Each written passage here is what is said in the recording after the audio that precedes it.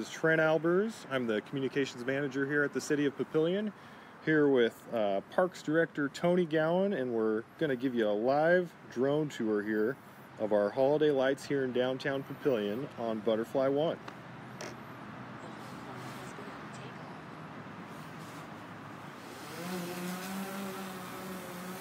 There she goes. We've got a beautiful sunset out tonight. Beautiful evening last night for, I think, a 10th annual Winter Wonderland. Tonight, just the same. Very little breeze. Tony, huge crowds last night. Tony, tell us about all the work that you guys in the Parks Department put into this display. Trent, very proud to be part of a department with dedicated individuals that, as of this date, put in close to, if not over, 2,000 man-hours to install everything you're seeing on the screen tonight. This was begun back on that first week of October. That's typically when they start to be able to get it all done. We've got it to where we have a schedule we adhere to make sure we make the all-important date of the Saturday after Thanksgiving to have the lights all come on at the same time. And so it's a definite process. There's a big inventory, as you all will see. We've estimated that we're now at 250,000 lights throughout not only City Hall, down through the library, now that you're looking at the downtown area.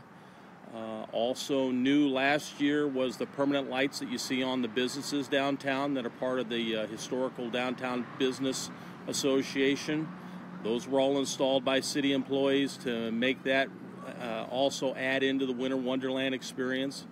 And then as you see, we go down to the First Street Plaza, one of our more popular destinations, kind of off the beaten track, but something we wanted to add to take the experience down south toward City Park. One of the focal points, as you see the lights just popped on, of that are the 3D trees that you see down there. Boy, I tell you what, we get a lot of people taking family pictures down there. Those are all made in-house, believe it or not, within the City of Papillion. Something unique that I think is being kind of copied in some areas, but something we're very proud of. But that is a feature that we actually brought to the library area this year to bring some color into Winter Wonderland, which is, as you see, all warm white lights. But First Street Plaza. We'll just take a look back here. Yep. While we're over here, back at the. There's your businesses downtown with all the rail lights. So when do you guys start, Tony? I know there's some people that they say, oh gosh, they're putting up lights before Halloween, but yeah, there's a lot that goes into this. Yeah, that's why we start that first week of October, Trent. The guys came to me about 3 years ago. Typically, we would start right after Halloween, but when we started adding on things like the First Street Plaza area, adding on the additional areas, the trees downtown, they came and asked me if we could start earlier so we can get done and not have to rush things so you can see the results we have now.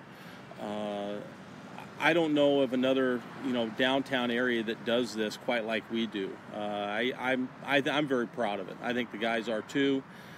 They don't like to trumpet themselves, but I think they do a heck of a job every year. What's the most challenging feature or challenging part of putting up these lights? I think the major thing is we are praying for good weather. All the way through October this year, we maybe had 2 or 3 days where we couldn't work outside due to high winds. We have the big high lift to get up in the tops of the trees. We had some cold weather where I kept the guys inside because it just was brutal.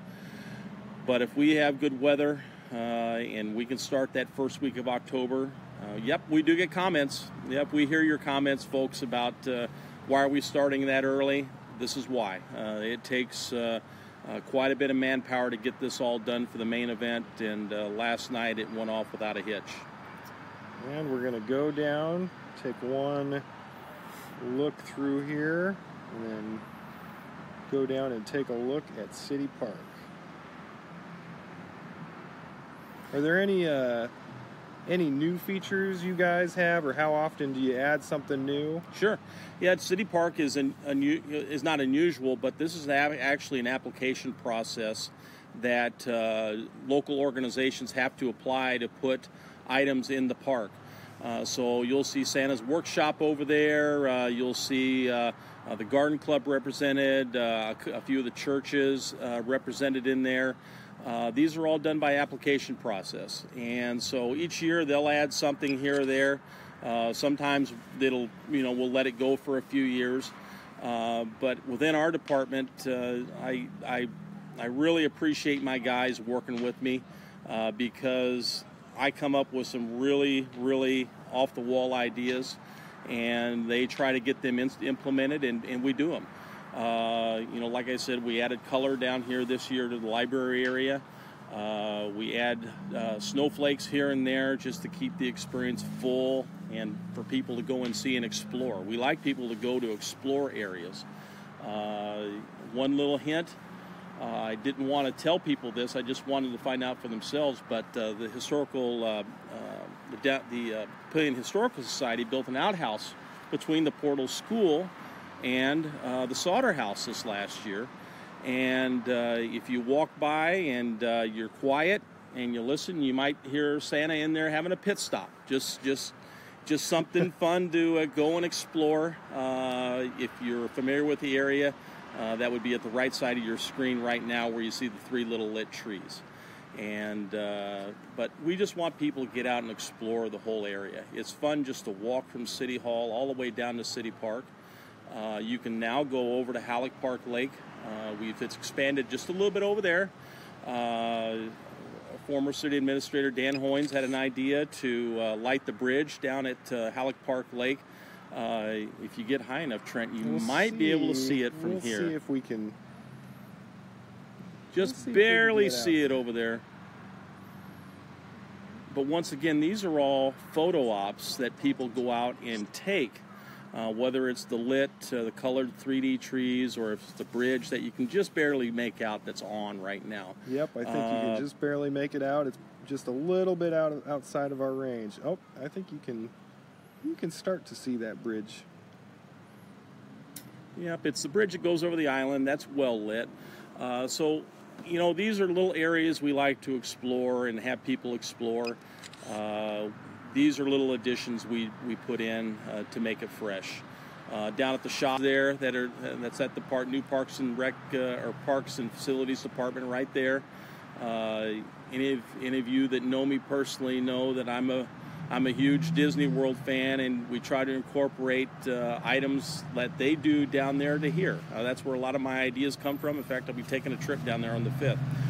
So I'm sure my guys are shaking their head right now thinking, what's he going to come back with this year? But it's all in good fun. It's all to really make the holiday experience something special for the residents. Well, I think that's a wrap. We'll take one nice dive in here to enjoy the lights and call it a night. Thanks to everybody coming out last night. That was I think, Trent, you probably noticed how huge that crowd was last night. That was spectacular. Oh, yeah, great crowd. Just a great crowd downtown. If you can make it next year, the weather holds, I'm sure we'll have just a bigger crowd. But just a wonderful event for families, for Papillion. Love to see everybody out here enjoying the weather and enjoying the downtown area. I'll take one last pan from this side. You guys can see the trees over there.